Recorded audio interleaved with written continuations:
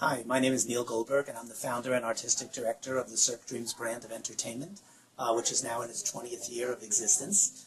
It's really been valuable for me to understand both the knowledge of scenic and set design and costume design, because they work hand in hand. And that's one of the values of having this factory in Florida where all these elements are created side by side. I was trying to create the underwater aquatic illusion similar to if you ever go scuba diving. You're looking down, you see the coral reef, you see the colorful fish. Sometimes they disappear within the corals, and that's what we were creating within the set. The set has bright oranges and bright reds and bright yellows, but when you put a bright orange costume in front of a piece of bright orange, for a moment that costume disappears, and so that's where choreography comes into working as the trifecta of this whole combination, because you want to move the artists in and out with the color of their costume to complement the color of the set, but create the impression for the audience that they truly are swimming, similar to an experience you would see in a true coral reef. The nature of what the artists in any Cirque show, and certainly the Cirque Dreams brand do, their costumes need to be extremely flexible. Every part of their body moves in unusual ways, stretches and contorts, and the costumes have to do the same thing. And sometimes fabric inherently does not have those qualities in it. So it's very, very, we're very, very careful as to the fabrics that we find, how we sew them together. When we're combining three fabrics where we want to show skin to the audience, we want to have a print that feels underwater, and then create seaweed effect on top of it, everything has to move with the artist's body, not just in one direction, but in both directions.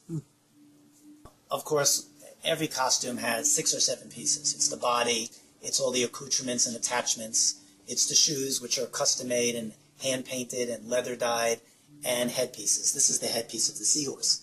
What's important on any show, especially in Splashtastic, because the costumes get wet, the artists are performing several shows a day, is the weight of the costume, and specifically the headpiece. The way these things are made, how they're fitted to the artist's head, and the lightweightness of them in order for them to be able to do the choreography and move throughout the show and the set the way the choreographers and the show is directed.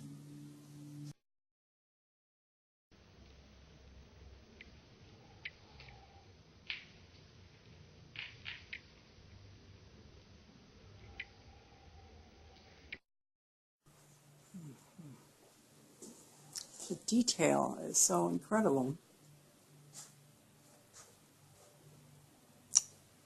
Again, designed to perfectly fit over the performer's head, give them stretch and flexibility, absorb the sweat, and to be able to move, to make you feel that experiential underwater nautical feeling that we're trying to capture in Cirque Dreams Splashtastic. Typically, artists would get into their costumes 2 weeks before the show. Here, we started getting the artists into pieces of their costumes about a month before the show, in the beginning of the tech process, and we layered all the pieces that we added. It was important for the artist to certainly to first feel the constraint that the costume might have on them in terms of a bodysuit, and then start to add pieces. We have small doorways, small entrances, and with some of the costumes there are really large skirts and large arm pieces, so we would add them bit by bit as the artist is getting more comfortable until the final week when we're in dress rehearsal and our final tech. That's when it all comes together, and by that point we've had enough time to make costume changes and adaptations for the artists to perform all of their cues and their parts.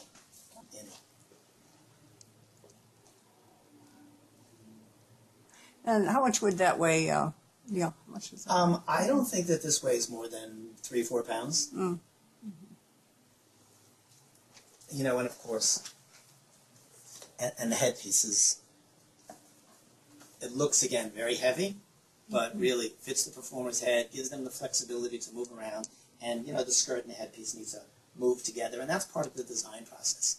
You know, in the studio, all of these things are on mannequins and busts, and we bring performers or models in to try these things on, to tweak out as many details as we can in advance, because once we pack everything, we're working in the studio that we have set up temporarily here at Cirque Dreams behind the Dolphin Harbor Theater. And we bring all of the designers in that have worked on the costumes for the fitting process and the pre-production tech process, so that when the show opens, the artists are completely comfortable in everything they're wearing and what they have to do with those costumes on.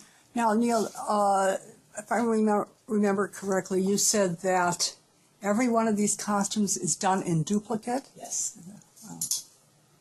Yeah, every costume, every artist has their main costume, and they have their backup duplicate costume.